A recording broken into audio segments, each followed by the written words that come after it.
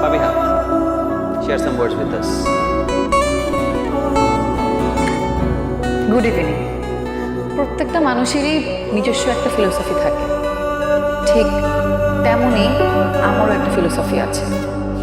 সেদিন অনেকের কথা মতো যদি ভাগ্যকে মেনে নিয়ে অন্য কাউকে বিয়ে করে ফেলতাম, তাহলে হয়তো এখন আমরা কেউই কাউকে পেতাম না।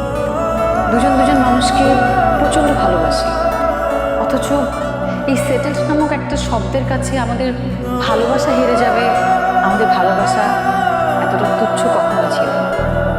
একটা সময় শেষে সবাই কোনো না কোনোভাবে সেটেলড হয়।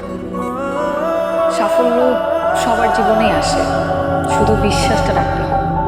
আর সাফল্য না আসা পর্যন্ত সেই মানুষটার হাত ধরে রাখতে হয়। আমি জানতাম অনেকে একদিন সেটেল হবে, সফল হবে। আমাকে ছাড়া কেন সেটেল হবে, কেন আমাকে ছাড়া সফল হবে? ও যাই হোক, আমার সাথেই হোক। ভালোবাসলে ছাড়তে হয় না, থাকতে হয়। সবাই ছেড়ে যায় না। অনেক যেমনটা বলেছি, কেউ কেউ থেকেও যায়, আমিও থেকে গিয়েছিলাম।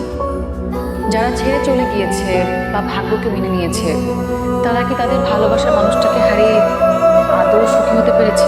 তাই ভালোবাসার মানুষকে ছেড়ে না দিয়ে বিশ্বাস রাখো। জীবন তো একটাই। এই এক জীবনে ভালোবাসার মানুষকে যদি না পাওয়া যায়, তাহলে প্রকৃত সুখটা কোথায়? ছেড়ে না দিয়ে ভালোবাসা মানুষের পাশে থাকুন, দেখবেন জীবন কতটা সুন্দর।